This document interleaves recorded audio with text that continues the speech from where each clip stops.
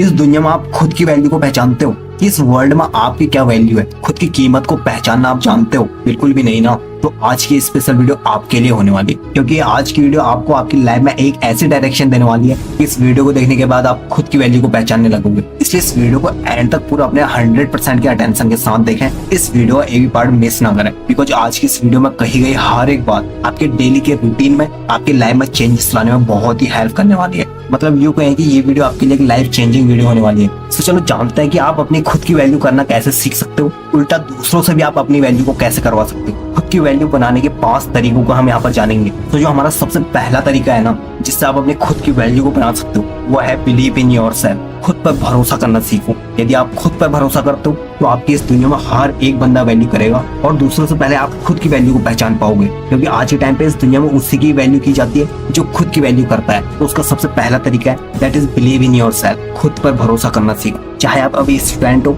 या फिर कोई भी अदर यंगर पर्सन, उसको सबसे पहले खुद पर विश्वास होना चाहिए। खुद पर ऐसा भरोसा होना चाहिए कि जिस काम को वो कर रहा है, जिस फील्ड में वो है, उसे अपने आप पर इतना भरोसा होना चाहिए कि वो इस काम को खुद कर सकता है। अगर आप में ये पावर है कि आप खुद पर भरोसा करते हो, हर एक चीज का सॉल्यूशन निकालना जानते हो, तो लोग आपको हमेशा पूछेंगे। तो यदि किसी बंदे को अपना काम करवाना होगा ना, तो सबसे पहले आपकी एडवाइस लेंगे और आपको खुद पर भरोसा रखना है कि मैं हाँ इस काम को कर सकता हूँ। लेकिन यदि कोई दूसरा बंदा अपना काम करना चाहता हो तो वो भी आपका सजेशन लेने आएगा, क्योंकि लोग उसी को ही पूछते हैं जो खुद की वैल्यू करना जानता है। इसलिए सबसे पहले खुद की वैल्यू करना सीखो और उसका जो सबसे पहला तरीका है कि अपने आप पर भरोसा रखो, बिलीव इन योरसेल्फ। जो हमारा सेकंड तरीका है वो है अपने टाइम की वैल्यू को समझो, मतलब अपने टाइम की कद्र को समझो। यदि आप अपने टाइम की कद्र करते हो और किसी को भी फालतू अपना टाइम नहीं देते हो, हमेशा अपने काम में ही बिजी रहते हो, तो लोग आपकी वैल्यू करते हैं। क्योंकि जो बड़े बड़े सक्सेसफुल लोग हैं ना, वो ऐसे फालतू में अपना टाइम वेस्ट नहीं करते हैं। वो बहुत ही कम सोशलाइज होते हैं। तो लोगों से मिलना, पार्टीज अटेंड करना या फिर कोई भी फंक्शन में जाना,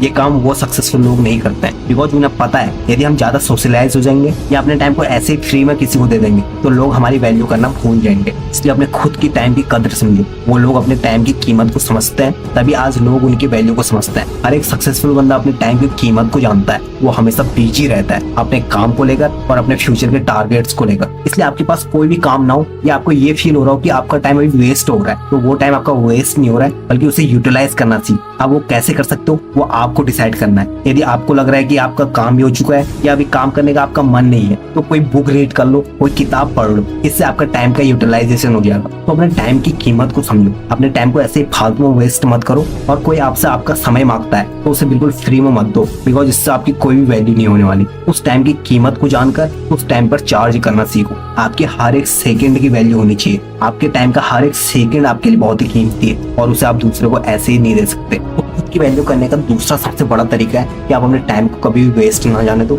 और किसी को भी अपना टाइम फालतू में मत दो। अपने टाइम का मूल्य जानो, उसकी हमेशा कद्र करो। इसीलिए जब आप अपनी खुद की वैल्यू करते हो, अपने टाइम को कीमत को जानते हो, तो लोग आपकी वैल्यू खुद ब खुद करना स्टार्ट कर देते हैं। खुद की वैल्यू करने का जो हमारा तीसरा तरीका है वो है स्मार्ट बनो। अपना एटीट्यूड अपने साथ रखो। अब स्मार्ट बनने का मतलब ये नहीं कि आप केवल इस चीज पे फोकस कर रहे हो, अपनी फिजिकल फिटनेस पे या फिर आप दिखने में थोड़ा अच्छे हो। इससे स्मार्टनेस को कंपेयर नहीं किया जाता है। स्मार्ट बंदा उसे कहते हैं जो किसी प्रॉब्लम का सॉल्यूशन निकालना जानता हो, और उसका सॉल्यूशन भी इतनी जल्दी, इतने शॉर्ट टाइम में इतना क्विक उसका सॉल्यूशन निकालता है कि सामने वाला बंदा आपसे इंप्रेस हो जाता है। तो स्मार्ट बनने का मतलब यही होता है कि आप जिस भी काम को कर रहे हो उसे इतना फास्ट करने के साथ साथ इतना एक्यूरेट करो कि उस प्रॉब्लम का सॉल्यूशन बिल्कुल करेक्ट हो। और इस स्मार्टनेस के साथ आपका एटीट्यूड होना चाहिए। अपना खुद का एटीट्यूड बिल्ड करो। अब एटीट्यूड का मतलब भी यहाँ पर ये नहीं है कि आप थोड़ा सा एरोगेंट टाइप के बन जाओ, आप में ईगो आ जाए, मतलब लोग आपको ये कहने लगे कि ये बंदा तो बिल्कुल घमंडी है। तो इस टाइप का भी एटीट्यूड हमें नहीं रखना है। दूसरों की हेल्प करना सीखो, बस एक लिमिटेड टाइम में। इसमें हमें अपने टाइम मैनेजमेंट को भी देखना है। मतलब अभी जैसे हमने पहले वाले तरीके की बात करी ना